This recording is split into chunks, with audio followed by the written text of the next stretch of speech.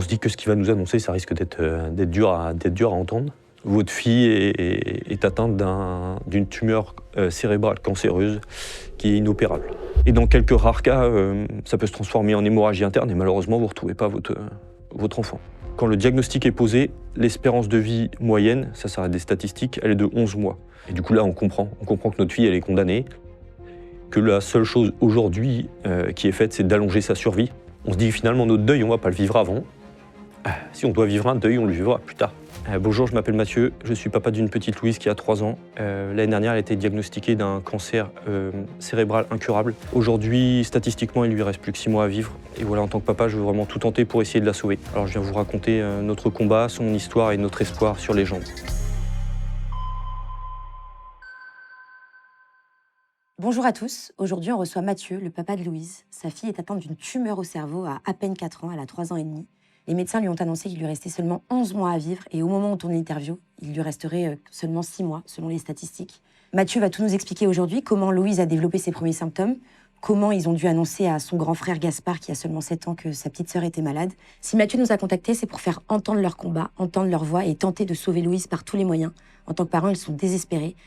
Ils ont créé une cagnotte pour essayer de récolter des fonds. Même un petit geste peut sauver leur fille, que ce soit pour des traitements en France qui sont très lourds et très chers malheureusement, ou même tentés à l'étranger, ils vont voir. Je vous préviens, aujourd'hui ça va être une émission pas facile. On a l'habitude sur le format Legend Story d'entendre des témoignages forts, mais celle-ci est très très compliquée.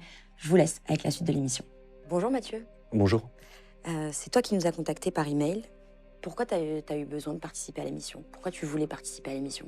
En fait, je suis papa d'une petite fille, Louise, qui est atteinte d'une tumeur cancéreuse cérébrale. Et du coup, voilà, je voulais essayer de faire parler de sa maladie et de son combat sur les jambes. C'est important parce que finalement, en tant que parent, on ne peut pas la sauver au niveau médical parce qu'on n'a pas les compétences. Et en fait, le fait d'en parler, on a vraiment l'espoir que ça puisse faire écho à quelqu'un et pouvoir nous trouver une solution pour sauver notre fille. On va revenir un peu en arrière. Il y a 1 an, ta vie, elle n'avait rien à voir avec celle-ci. Non, c'est ça. Tu ne t'imaginais pas un instant que ta fille allait tomber gravement malade. C'était comment ta vie avant?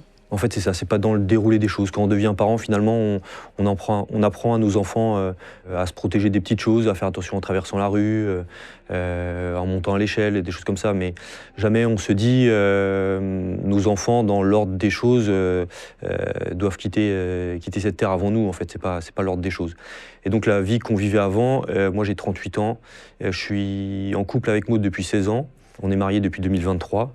Voilà, on avait une vie de couple ordinaire, on était très heureux, on a décidé d'avoir des enfants et on a eu notre premier fils Gaspard qui est né en 2019. Pour la petite anecdote, il est né le jour de mon anniversaire. C'était certainement l'un des plus beaux cadeaux d'anniversaire que j'ai pu avoir. Vous faites quoi dans la vie là? Vous avez arrêté de travailler? Ouais, c'est ça. On a mis notre vie entre parenthèses, moi et Maud, pour pouvoir accompagner notre fille le plus longtemps et le plus sereinement possible. Ouais. Moi, je suis dans la fonction publique.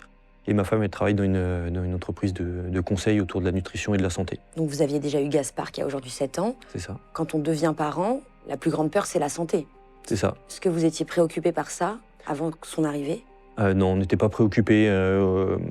On essaye avec Maud d'enseigner des valeurs importantes à nos enfants, le respect des autres, la tolérance, la bienveillance. On essaye de prendre soin de notre santé, de faire attention à nos enfants. Le but, c'est les valeurs qu'on voulait enseigner et l'objectif de vie qu'on s'était donné avec Maud, c'est voilà, accompagner nos enfants à vivre des belles choses dans un esprit de famille cohérent et joyeux. C'était une volonté quand vous êtes rencontrés d'avoir des enfants, d'en avoir 2?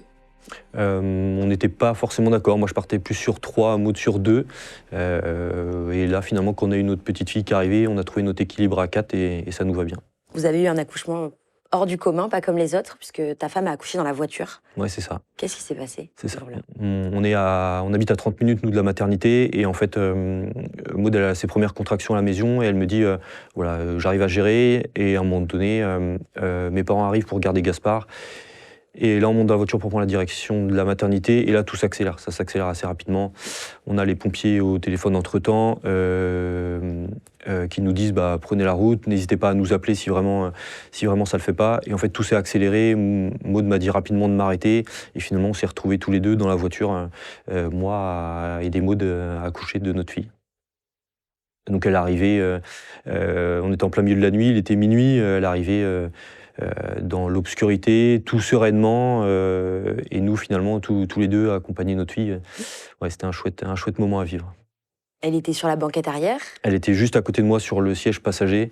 En fait, je me suis arrêté rapidement, j'ai reculé son siège, j'ai allumé le plafonnier.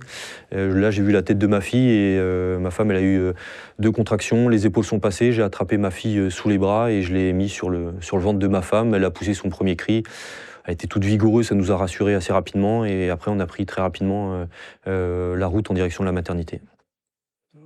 T'as pas eu peur à cet instant-là? L'adrénaline m'a porté et non, j'ai pas eu peur parce qu'en fait tout s'est passé assez naturellement, assez rapidement et finalement, même si ça peut paraître un peu faire un peu peur ou paraître inconscient, mais en fait on s'est sentis sereins tous les deux et ça s'est passé vraiment assez naturellement et c'est une chouette histoire vu que ça s'est bien terminé. Ouais.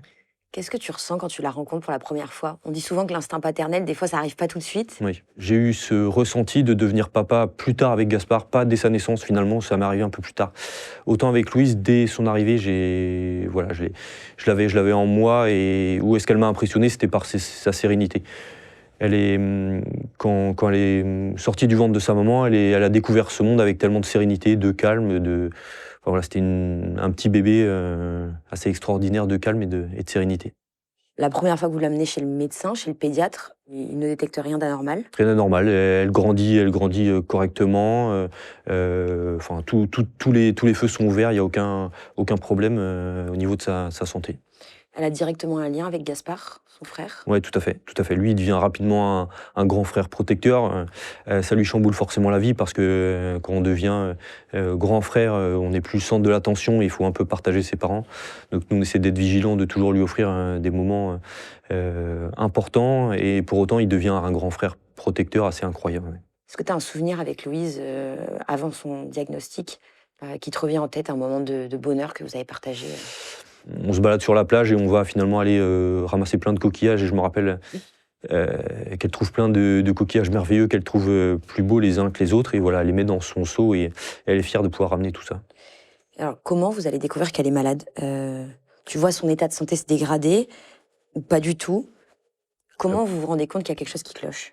Au courant de cet été, finalement, Louise, elle a 3 ans, donc on prépare sa rentrée scolaire. Ça va être sa première rentrée scolaire en petite section. Donc cet été-là, de l'année où on se parle? C'est ça. L'été 2025. Été 2025, c'est ça. Ça va être sa première rentrée scolaire, donc on prépare tout, on prépare son cartable, essayer de la mettre dans les meilleures conditions. Donc elle accompagne son frère à la rentrée tout début septembre. Elle passe une première journée à l'école, qui se passe un peu de stress le matin et comme à notre habitude, leur maman aime bien les prendre en photo pour nous faire un souvenir devant la porte d'entrée. Donc on fait une belle photo tous les deux avec chacun leur sac à dos. Ils sont heureux d'aller à l'école, donc son grand frère l'accompagne. À la fin de cette journée-là, on la récupère fatiguée, mais en même temps c'est la rentrée. Il y a la sieste qui a été compliquée comme tous les enfants de son âge parce que finalement c'est nouveau. On la récupère fatiguée à la fin de la première journée et un peu comme ça toute la première semaine. Et là, on arrive au week-end. Au week-end, nous, on est invités à un mariage, donc on confie nos enfants à leur grand-père pour qu'il les garde sur le week-end. Nous, on vit notre week-end de mariage et quand on les récupère le dimanche soir, c'est là que tout commence. En fait, il y a son grand-père nous dit c'est pas la Louise que je connais, c'est une petite fille qui est pleine de vie, enfin, c'est notre petite clown de la maison et là pour le coup il nous dit elle a pas souri du week-end, je la sens frêle sur ses jambes, je la sens fatiguée et dit je sens qu'elle couvre quelque chose. Et en effet quand nous on l'observe, ce qui se rajoute en plus, c'est ça, c'est son équilibre qui est un peu précaire et son regard qui est un peu dans le flou. Elle cherche vraiment à stabiliser son regard pour pouvoir regarder. Elle communique quand même, comme avant? Tout ce qu'elle dit, c'est cohérent, mais on sent qu'il y a quelque chose qui la dérange. On a 2 personnalités différentes avec ma femme. Elle vit plutôt l'instant présent et moi, je suis beaucoup plus dans la projection, certainement pour me protéger. J'analyse assez rapidement plusieurs scénarios qui peuvent nous arriver, mais jamais celui qu'on va vivre. Par la suite, on rentre à la maison, on prend rendez-vous avec un médecin de garde ce dimanche soir-là. On fait un bain, les symptômes disparaissent. Lors de l'auscultation, ce médecin nous diagnostique possiblement une fin d'angine. C'est pour ça qu'elle peut être fatiguée, un peu déshydratée, d'où son manque d'équilibre. Il nous conseille quand même d'aller consulter notre médecin traitant si les symptômes continuent dans la semaine. Voilà, on rentre avec ça, plutôt rassuré parce que voilà, il n'y a plus les symptômes, rien de trop grave. On la couche comme ça le dimanche soir, le lundi matin à son réveil, il y a plus ces symptômes-là, donc on l'accompagne à l'école. Et voilà, on reprend une vie quasiment normale, elle retourne à l'école, et voilà un peu comment ça se déroule pour le départ. Plus tard, les signes vont être de plus en plus graves. Est-ce qu'il y a un moment qui t'a marqué? Il y a un moment qui m'est resté en tête, je la récupère à 16h à la sortie de l'école, et on s'arrête à la boulangerie pour acheter un petit goûter. Et sortie de la boulangerie, les symptômes reviennent. Ses yeux commencent à retourner dans le flou, je la sens pas dans son assiette, un équilibre un peu précaire. Donc là, on rentre assez rapidement à la maison. Donc là, je suis avec ma belle-sœur à ce moment-là et Gaspard. Ma belle-sœur s'occupe de leur donner le goûter. Moi, je rappelle le médecin de garde qui me dit écoutez, allez aux urgences pédiatriques. Ma femme est en train de rentrer du travail, donc on patiente quelques minutes, sauf qu'entre-temps, vient s'ajouter, elle commence à avoir une paralysie du côté de la bouche. Elle n'arrive plus à retenir sa salive, comme si elle avait de la bouillie dans la bouche pour parler. Tout ce qu'elle dit, ça reste cohérent, mais voilà, ça nous inquiète. Nous, avec ma belle-sœur, on pense tout de suite à un AVC, donc on appelle le SAMU. Tu vois quoi? Tu vois sa bouche Ouais, c'est ça. Je vois sa bouche quand elle sourit. Il y a un côté de sa bouche vraiment qui fonctionne plus, qui ne bouge plus. On sent vraiment, ouais. Et puis la salive de ce côté-là, elle continue à couler. Elle n'arrive pas à retenir sa salive. Ouais, là, pour le coup, ouais, j'ai une boule au ventre qui arrive. Le SAMU, il me fait réaliser plusieurs tests sur Louise, notamment qu'elle lève les deux bras. Elle lève bien les deux bras, donc c'est ce qu'on peut craindre quand il y a un AVC. C'est toute une partie du corps qui devient paralysée. Là, il me dit attendez, j'appelle le CHU d'Angers, c'est le gros centre qui est à côté de chez nous, pour savoir si vous allez directement au service neurologique ou plutôt l'hôpital qui est à côté de chez vous, qui est un peu moins spécialisé. Ma femme, elle arrive entre-temps, le SAMU me rappelle, il m'a dit non, directement, vous allez direction le CHU d'Angers, il y a une équipe en neurologie qui vous attend. Donc là, on fait les valises rapidement, on confie Gaspard à ma belle-sœur, et puis nous, on file directement sur Angers. Comment les médecins réagissent quand ils voient ces symptômes? Dès qu'on arrive, elle est très rapidement prise en charge parce qu'en fait, eux pensent que c'est un AVC, donc on se retrouve... Ils vous le disent? Ils nous le disent indirectement, mais on sent que dans l'urgence qu'il y a, oui, il y a quelque chose de grave qui se passe, qui doit être réglé assez rapidement et urgemment. On se retrouve avec 7, 8, 9 personnes, je ne saurais pas dire, mais plein de monde autour de Louise, elle se retrouve avec plein de patchs. Elle se retrouve transférée très rapidement pour aller faire un IRM. C'est un IRM sous sédation parce qu'à son âge, il faut qu'elle ne bouge pas du tout pour avoir des images le plus nettes possible. Ma femme l'accompagne. Moi, je tourne en rond dans la salle d'attente tout ce temps-là. Ma femme me rejoint au bout d'un moment. Voilà, elle est en pleurs. On sent bien qu'il y a quelque chose qui est en train de s'écrouler, mais on ne sait pas quoi. Et du coup, notre fille est endormie, en train de passer son IRM. Là, il y a l'urgentiste pédiatrique qui ressort. Il nous demande de le suivre dans une pièce qui est juste à côté. Il nous demande de nous asseoir. Là, on se regarde avec ma femme et on se dit...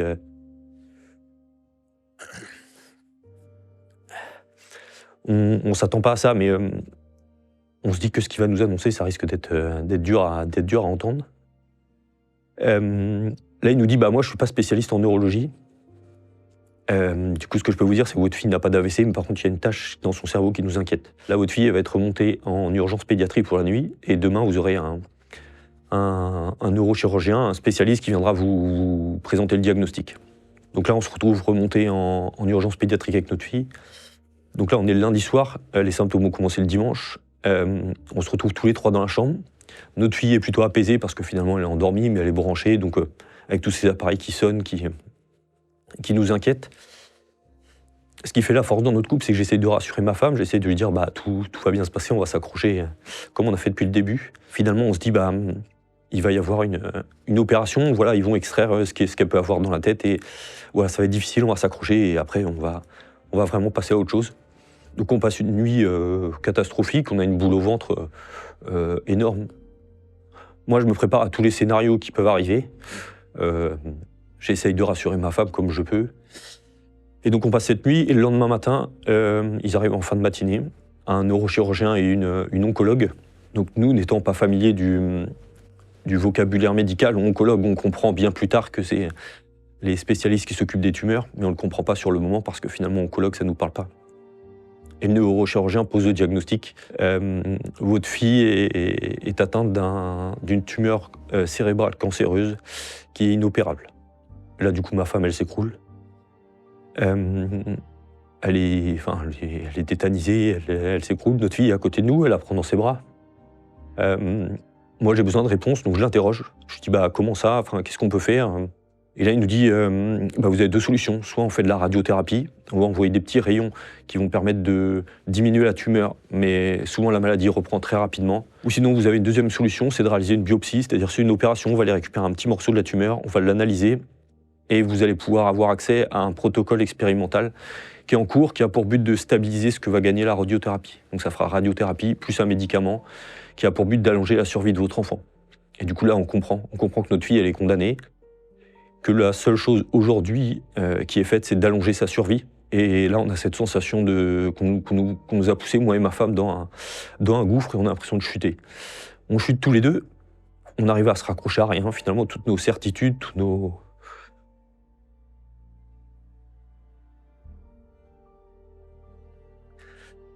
projections, toute notre vie de famille qu'on avait imaginé, tout s'écroule.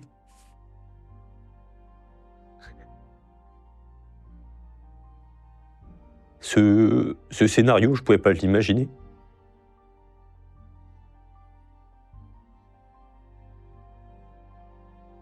Donc notre petite fille est à côté, elle ne comprend pas ce qui se passe.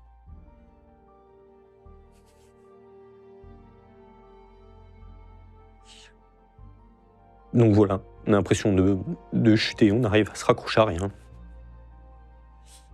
Et du coup, il y a l'oncologue qui vient un peu plus tard, qui nous explique un peu plus en détail finalement ce que c'est que cette maladie. Sans rentrer dans les détails, mais notre fille, elle est atteinte ça s'appelle un gliome infiltrant du tronc cérébral. Donc notre cerveau, il est composé de plusieurs parties, dont le tronc cérébral. Le tronc cérébral, c'est finalement le chef d'orchestre de notre cerveau qui contrôle la respiration, les mouvements, le cœur. C'est un endroit très important. Et la particularité de cette tumeur-là, c'est qu'elle est infiltrante. On nous explique qu'en fait, c'est comme les racines d'un arbre qui vont venir s'infiltrer partout au milieu des cellules saines, ce qui rend l'opération impossible. On rediscute avec elle parce que finalement, elle nous explique que faire une biopsie, c'est pas une opération anodine. On va quand même chercher un morceau de cette tumeur dans un endroit qui est compliqué. La plupart du temps, ça se passe bien, mais il peut y avoir des complications. Nous, là on n'a qu'une envie, c'est de pouvoir retourner chez nous avant cette opération qui aura lieu une semaine après. Et elle nous dit, écoutez, si Louise son état est stabilisé, je vous autorise à pouvoir rentrer chez vous. Et c'est ce qui se passe quelques jours après. On rentre le jeudi, je crois, il me semble, jeudi ou vendredi, on rentre chez nous. Et là, il y a tous nos proches qui nous attendent, notamment ces trois tatas, mes deux sœurs plus ma belle-sœur, qui lui ont préparé une surprise assez extraordinaire. Dans son lit, elle a une grande licorne et plein de ballons cœurs autour de son lit.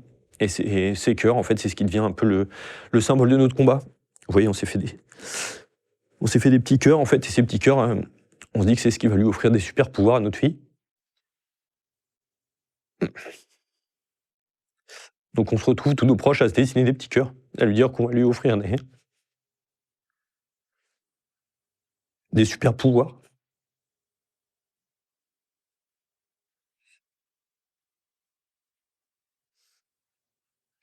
Donc voilà, on est tous émus, on se serre tous dans les bras. Notre fille, on la couche, elle part à la sieste. Et là, on a une discussion de famille et on se dit, on va tous se serrer les coudes, on va être une équipe solidaire, on va être tous ensemble, on va s'accrocher. Et voilà, on va se dire que ce combat il va être long. Parce que finalement, si ce combat est long, c'est que notre fille est toujours là. Et pour qu'il soit long, voilà. On va avoir besoin de cette famille, de nos amis, de tous ces gens-là qui vont nous porter. Et on s'accroche à ça. On se dit finalement, notre deuil, on va pas le vivre avant. Si on doit vivre un deuil, on le vivra plus tard. Et là, on va essayer d'offrir une vie heureuse, une vie sereine à notre fille, tout ce qu'on en est. Voilà, c'est en tout cas la promesse qu'on se fait. Comment, en tant que papa, tu expliques à Louise ou avec ta femme, comment vous lui expliquez qu'elle est malade? Est-ce qu'elle en a conscience? On est obligé de prendre le temps de lui expliquer parce que finalement, elle, ça devient son quotidien. On lui explique avec des mots qui sont de son âge. Là, elle a compris qu'elle a un bobo dans la tête, une maladie qui est très grave, que malheureusement, on va devoir réaliser plein d'examens, plein de prises de sang, plein de médicaments à prendre. Tout ça, elle en a conscience. Mais ce qui fait sa force et ce qui nous porte depuis le début, c'est que finalement, entre un adulte à qui on apprend qu'il a un cancer et qu'il est quasiment condamné, il va prendre un gros coup moral, que Louise, elle n'a pas cette projection. Et du coup, elle a toute son insouciance de petite fille. Et tant que papa et maman sont sereins et joyeux à côté, elle pose toujours un regard sur nous. Elle se dit, bon, finalement, ils ont l'air d'être en confiance, je peux y aller, quoi. J'ai pas envie de le faire, mais je vais le faire. Alors c'est ce qu'on essaye de faire depuis le début. On essaye d'enfouir nos émotions, l'accompagner le plus joyeusement possible et le plus sereinement possible dans tous ces examens. Et elle le vit pas toujours bien, mais voilà, elle fait confiance à son papa et à sa maman, et c'est comme ça qu'on avance. Parce qu'à 3 ans, elle n'a pas conscience de la mort. C'est ça. Elle n'a pas conscience, et comme on l'a présenté à son grand frère, parce que avant de rentrer à la maison, on a vu une psychologue, parce que finalement on a vécu un choc psychologique qui est assez effroyable. Avec cette psychologue, on a parlé de nous, notre ressenti, mais également on lui a posé la question, comment on peut annoncer à son grand frère ce qui nous arrive. Et elle nous a dit finalement, n'allez pas trop vite, vous ne savez pas quel chemin vous allez prendre, que ce soit un scénario très négatif ou un scénario très positif. Il viendra lui-même poser des questions. Du coup, Gaspard, aujourd'hui, il sait que sa sœur a une maladie très grave, il sait qu'elle peut en mourir. Mais à 7 ans, est-ce que, n'ayant jamais été confronté à la mort, est-ce qu'on sait ce qui peut se passer? Je ne suis pas certain, donc on avance au fur et à mesure avec lui, en fonction des questions qu'il a. Et quand on avait rencontré cette psychologue, je lui avais posé la question, je lui ai dit, vous voyez, j'ai envie que mon fils il soit conscient de ce qui se passe. Je veux lui faire conserver toute son innocence, mais en même temps, si jamais sa sœur doit partir un jour, je veux pas qu'il me dise, papa, tu m'as menti, finalement, ça devait bien se passer, et lui, elle est plus là. Donc voilà, on essaye d'avancer au fur et à mesure, en fonction de son état de santé, en fonction comment dire, des avancées qui se passent. Louise, elle a conscience qu'elle est malade? Pas à ce moment-là. On lui explique tranquillement, parce que finalement, on prend conscience. J'ai des images qui me reviennent. Quand on était en urgence pédiatrique, on s'est retrouvé à monter à l'étage oncologie pédiatrique. Donc on ne connaît pas ces termes. Et moi, je suis derrière le lit de ma fille en train de pousser le lit, et on rentre dans ce service-là. Et je lis ça, et je m'effondre, en fait, je pleure, parce que je fais rentrer ma fille dans un service qui est très dur. Et il y a cette petite fille qui sort, qui n'a plus de cheveux, parce qu'elle est malade. Je sais pas, elle a 3-4 ans. Et finalement, elle, c'est son quotidien. Et elle sort une tête, comme si finalement, elle disait, tiens, il y a des nouveaux qui arrivent, peut-être une nouvelle copine. Et elle a toute son insouciance dans son regard. Et ça fait beaucoup de mal. Ça fait beaucoup de mal. Et en fait, on se rend compte que ce qui n'est pas notre quotidien, on n'est pas du tout à l'aise d'être dans ce service-là. On croise des parents qui, eux, c'est devenu leur quotidien, et on sent qu'ils sont à l'aise avec ça. On a presque envie de devenir ces parents-là, de devenir à l'aise avec ça, d'être plus serein, de vivre avec, parce qu'en fait là, il y a tout un monde dans lequel on entre qu'on ne connaît pas du tout. Une deuxième image assez forte qui m'a marqué, c'est que ce service-là, tout est fait pour que les enfants ils passent des moments assez extraordinaires. Voilà, il y a des clowns qui passent, ils ont une salle de jeu extraordinaire. On accompagne souvent ma fille dans la salle de jeu, et là, elle prend une draisienne, ce qu'elle adorait faire quand on était à la maison. Et elle fait de la draisienne dans ce grand couloir. C'est quoi de la draisienne? Une draisienne, c'est un vélo sans pédale, qui permet de travailler l'équilibre. Elle est grand sourire, elle se retourne, elle dit « Papa, c'est super, il est super long ce couloir, je peux faire la draisienne. » Et en fait, ce paradoxe, il est déchirant, parce que je suis en train de marcher au milieu de tous ces chambres d'enfants qui sont malades. Et ma fille, elle est grand sourire, parce qu'en fait, elle adore ce long couloir pour pouvoir faire de la draisienne. Et ça, c'est assez déchirant. Pour continuer le déroulé, une semaine après, on emmène notre fille pour cette opération, la biopsie. Et c'est seulement ces 2 moments-là où est-ce qu'on a l'impression de l'abandonner, parce que finalement, on ne peut pas l'accompagner à l'opération.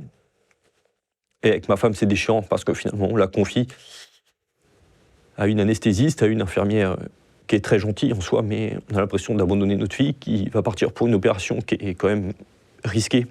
Et là, il se passe 2h30, 3 heures qui sont interminables, en fait. Il y avait des risques sur cette opération, ils vous le disent? Il y avait des risques, parce que, toute opération chirurgicale, mais là, on va quand même dans un endroit du cerveau qui est compliqué. Ils nous ont prévenus, ils nous ont dit, dans la plupart du temps, ça se passe bien. Dans certains cas, il peut y avoir des petits saignements qui augmenteraient les symptômes. Et dans quelques rares cas, ça peut se transformer en hémorragie interne, et malheureusement, vous ne retrouvez pas votre enfant. En fait, à chaque fois qu'on a des annonces comme ça, on se prépare au pire dans notre tête, parce que certainement on se protège, mais on l'exclut rapidement. On le met dans un coin de notre tête, on l'enregistre, mais voilà, on se met tous les scénarios positifs en tête pour y croire.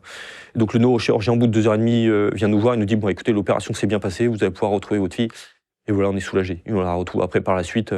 Tu ressens parfois l'inquiétude dans le regard de tes enfants, que ce soit celui de Louise ou de Gaspard? Tous les deux, ils sont vraiment liés à notre état d'esprit et à notre manière de présenter les choses. Louise, on ressent de l'inquiétude certaines fois, mais elle a une confiance énorme et à partir du moment où ma femme elle arrive à l'accompagner sereinement, ma fille elle reste vraiment sereine.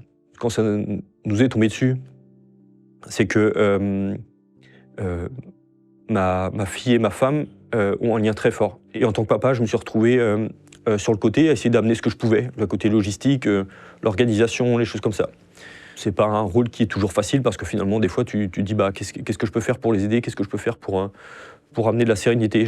Maintenant, je suis beaucoup plus à l'aise avec ça. J'essaye de gérer toute cette partie dans l'ombre pour qu'elle puisse vivre sereinement et notamment communiquer autour de notre combat. T'as eu peur parfois de prendre des mauvaises décisions? C'est ça, c'est ce qui n'est pas facile quand on vit ces choses-là, c'est qu'en tant que parent, on doit prendre des décisions pour notre enfant. Et autant on est adulte et on vit une maladie, on prend les décisions pour nous-mêmes, qu'à chaque fois on se pose la question avec ma femme, est-ce qu'on a pris la bonne décision, est-ce qu'on prend le bon chemin? Même si on a totalement confiance dans l'équipe médicale qui nous accompagne, toutes les décisions qu'on prend, finalement on les prend pas pour nous, on les prend pour notre enfant. Et ça, oui, c'est pas toujours simple à gérer émotionnellement. C'est quoi comme type de décision? C'est que les médecins vous conseillent parfois 2 options Par exemple, là, on a eu 2 options au départ. C'était soit de la radiothérapie, soit radiothérapie plus protocole expérimental. Quand il y a les opérations, finalement, ils nous expliquent que l'opération elle est importante, mais en même temps qu'on peut prendre la décision de ne pas faire cette opération-là. Ce qui est difficile, c'est que notre fille qui avait une vie normale, là, elle se retrouve en fait à subir énormément d'actes médicaux qui sont dans le but de pouvoir la soigner, de pouvoir lui permettre d'aller mieux, de ne pas subir tous ces effets négatifs de la maladie. Mais c'est dur en tant que parent en fait, de la voir subir tout ça, toutes ces prises de sang, tous ces examens. On a l'impression que voilà, il se passe un temps entre la prise de conscience qu'elle est malade et en effet il faut faire ça, de dire on a l'impression de ne pas être à notre place. Et lui faire subir tous ces actes médicaux, il y a un temps entre le comprendre, l'analyser et l'ingérer, cette information. Si on peut résumer, elle a eu la biopsie, après on devait du coup commencer des séances de radiothérapie. C'était 30 séances de radiothérapie. Les 30 séances, c'est tous les jours, 5 fois par semaine, pendant 6 semaines. Ce qu'il faut savoir, c'est que la radiothérapie, elle a 3 ans. À 3 ans, la radiothérapie, il faut être immobile, il ne faut pas bouger. Donc pour nous, c'était inconcevable qu'elle ne puisse ne pas bouger pendant 10 minutes. Et le radiothérapeute de Rennes nous a convaincus en nous disant en fait, vous avez 2 options. Soit on tente sans la sédater, soit tous les jours, il va falloir qu'elle soit sous sédation, donc quasiment anesthésie générale tous les jours pour que pendant ces 10 minutes-là, elle puisse ne pas bouger et faire le traitement de radiothérapie. Il nous a convaincus en nous disant je pense que votre fille, elle peut le faire. Et donc il y a un masque qui est moulé sur leur visage, qui est fixé à la table.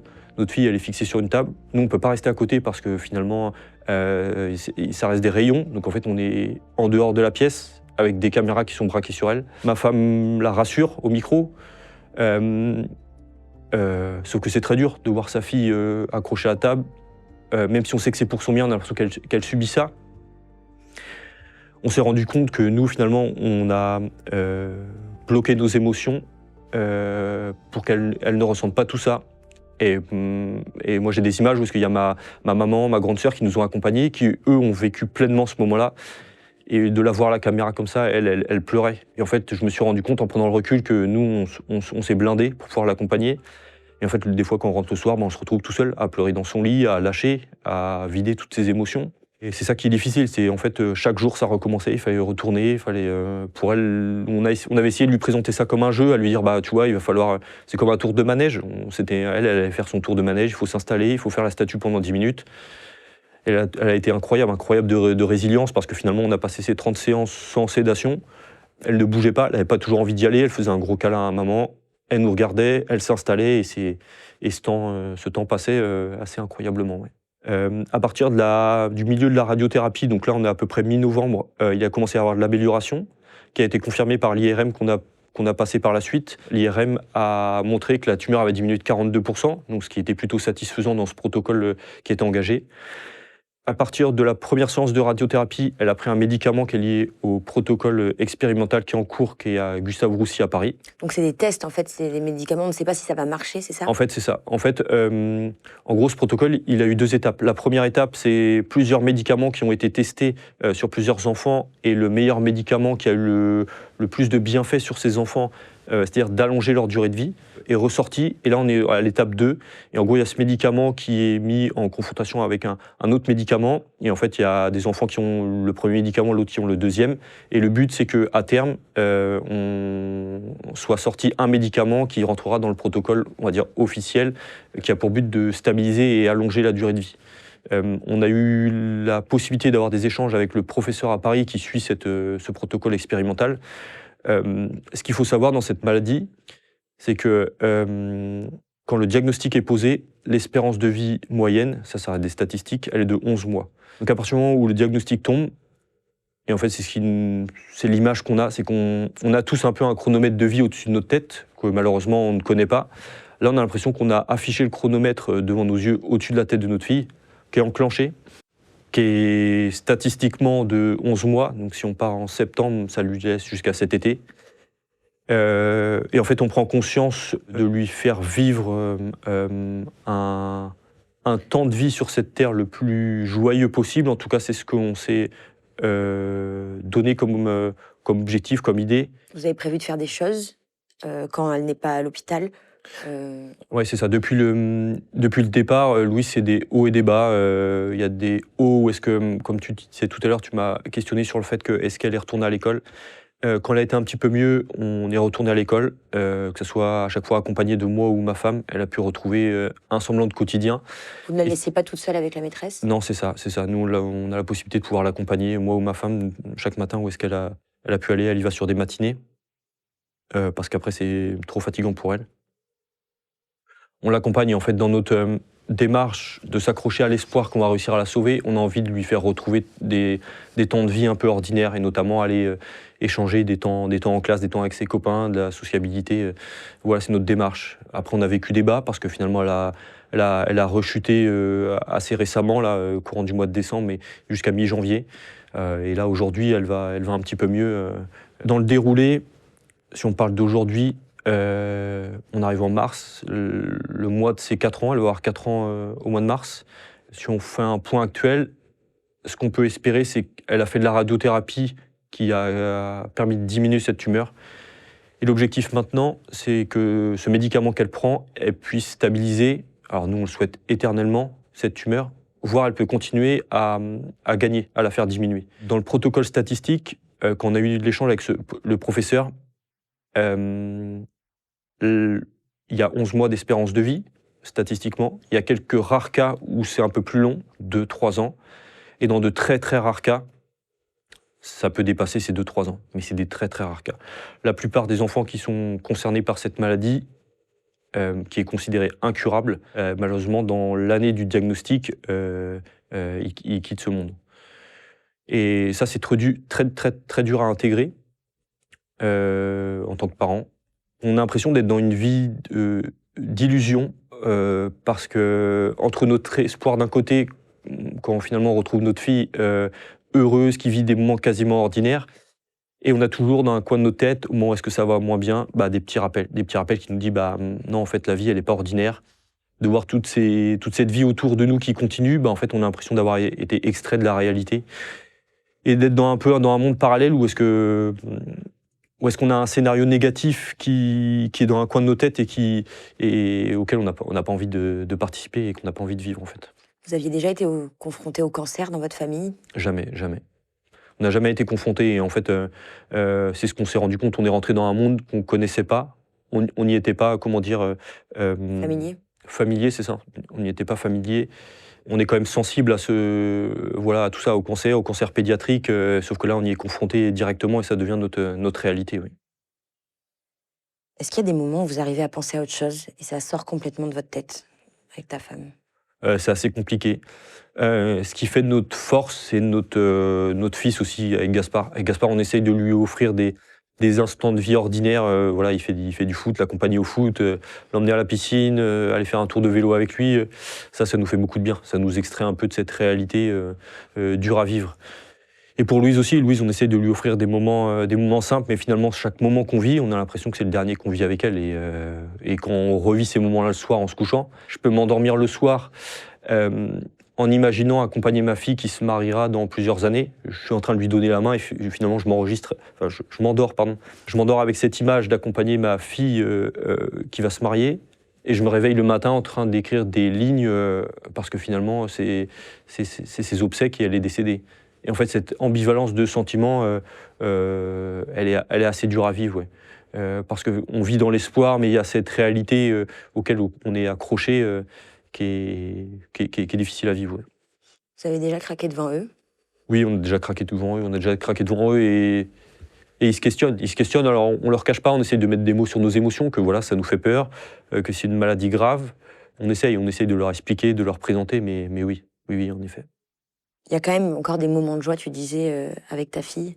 Dernièrement, voilà, elle m'a fait quelque chose elle m'a dit quelque chose qui m'a fait chaud au cœur. Elle m'a dit papa, t'es le meilleur des papas. Et en fait, moi qui étais dans la projection, je pensais toujours que finalement être heureux, c'est toujours le temps qu'il va y avoir d'après.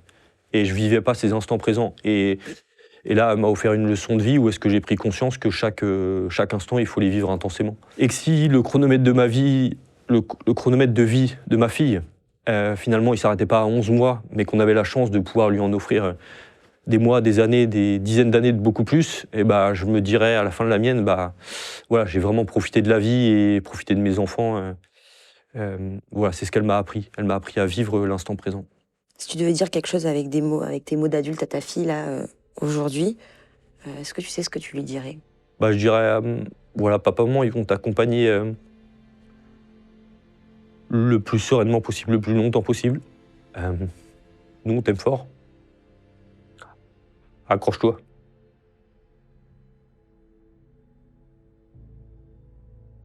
Accroche-toi, on va y arriver, crois-moi.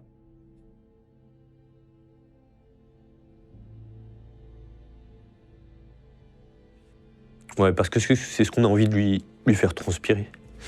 Lui faire transpirer cet espoir et cette envie de vivre les choses et se créer des souvenirs intenses. Tu crois au miracle? Parfois. Ouais, sinon je serais pas ici. Je serais pas en train d'essayer de faire parler de Louise, de son combat. Voilà, je me dis au fond de moi, j'ai pas les capacités intellectuelles, j'ai pas les connaissances pour sauver ma fille parce que j'ai pas de connaissances médicales. Mon espoir et ma confiance, elle est vraiment basée sur ce que nous propose Gustave Roussy à Paris, le professeur et ses équipes, c'est ça. Notre espoir, il est là-dessus. Moi, ce que je peux apporter, c'est de me dire, en fait, je peux communiquer autour de Louise, autour de son combat, parce qu'en fait, ça peut faire écho à quelqu'un, ça peut nous permettre de trouver une solution pour pouvoir la sauver. Justement, la solution que vous avez trouvée, c'est de créer une cagnotte. On avait plusieurs souhaits. Le premier, c'était de pouvoir accompagner Louise le plus sereinement et le plus longtemps possible sans contrainte financière. Le deuxième objectif, c'est de pouvoir récolter des dons pour permettre de financer la recherche, et une partie de ces dons iront pour les spécialistes qui sont vraiment en train de travailler sur cette tumeur-là. Et le troisième, c'est nous permettre de financer un déplacement à l'étranger si on avait la chance de pouvoir en trouver un potentiel traitement, financer tout ce déplacement et nous permettre de sauver Louise. Ouais. C'est vraiment l'objectif. Peu importe les contributions, même si vous mettez 1 €, 5 €, 10 €, en fait, peu importe sur le nombre qu'il y a, je suis sûr qu'on va pouvoir réussir à atteindre cet objectif. Que ce soit de pouvoir financer de la recherche en France ou pouvoir nous permettre de se déplacer à l'étranger si on trouvait un traitement qui pourrait la sauver. On vous met tous les liens en description de la cagnotte. Voilà, si vous voulez aider et participer au combat de Louise et de sa famille, voilà, pour faire un don, on vous met tous les liens en description, que ce soit sur YouTube ou sur le podcast. Avec ta femme, ça vous a soudés? Oui, ça nous a soudés. On savait dès le départ qu'on est deux personnes différentes avant même d'avoir des enfants. C'est ce qui fait notre force. On a des manières de fonctionner différemment. Pour autant, on a des objectifs de vie en commun.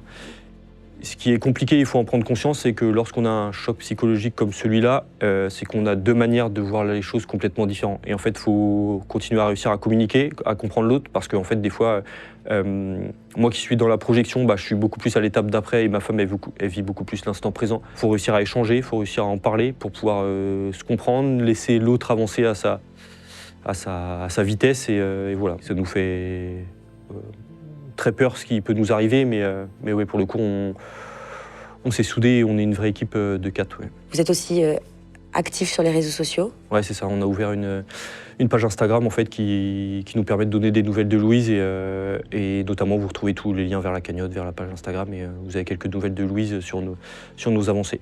C'est quoi le nom de l'Instagram? Les super pouvoirs de Louise. On va terminer cette interview, Mathieu. Bravo, t'as été très courageux. Je sais que t'as fait ça pour Louise. Je vais te laisser le mot de la fin, si t'as quelque chose à dire à ceux qui nous regardent et ceux qui nous écoutent. Oui, voilà, le but en venant en parler ici sur Légende, c'est de faire parler de notre histoire, partager. Merci de nous avoir suivis et voilà, merci beaucoup. Merci Mathieu et je vous donne toute la force pour votre famille et beaucoup de courage. Merci. Et bravo, t'as été très fort et très courageux. Merci beaucoup.